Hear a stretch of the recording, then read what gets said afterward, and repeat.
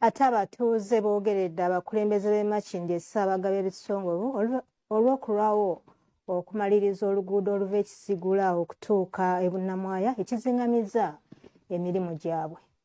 Abatuuze b'e Kisigula Bunnamwaya bakukulumidde abakulembeze abatwala Makindye Ssaabagabo okugaana okumaliriza oluguudo lwabwe olw'ensonga ezitali nnambulukufu. Abantu beewaayo kati ffe nga ffe wanene waffe we tukolere ffe twalina olubalaza nga lukuma eri mu kolansi wakati balandiradde baffe ne bawaayo ettaka nga tebabasasudde nabbasasula nga batugamba bagenda tukolere ekkubo.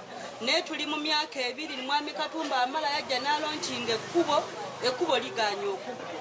Adde ku kitundu ekimanyiddwa nga mu Bakoleya ekijjudde empompogoma nga n'abamu ku balinawo bizinensi bagamba nti oluguudo terulina myala. Agoba gwe akulira municipality eno ne banno bonna bakansala goyinza oyimirewo ogule mu bino ebinnya ne munfuufu ng'eri waliwo kakolansi ogenda n'oyimirira naye ng'omuntu yawaayo ettaka mumenya ekizimbe mukiri mu kkubo akkiriza byonna abikoze mane myamye nga ffe mugaga yeevuddemu ng'omugaga nagamba wekase ebigoma bye abantu be akoye bantu kumenyeka amagulu nagamba waaye ngaffe ab'amaanyi tujje nkwekituseemu ffe ng'abataka bakuno tukuba omulanga bamalirize oluguudo luno tufune emirembe n'emisolo tujja giwa nga tuli basajjufu.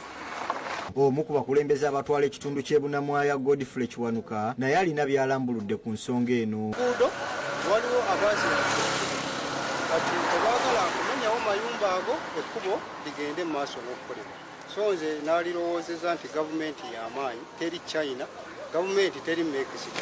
Ezo ennyumba okuzimenyawo ne bakola ekkubo enkulaakulana n'egenda mu kitundu tekitwala wadde essaawa. Yudaya Namyalo yakusakidde eggulire lino ku lwa Bukedde TV.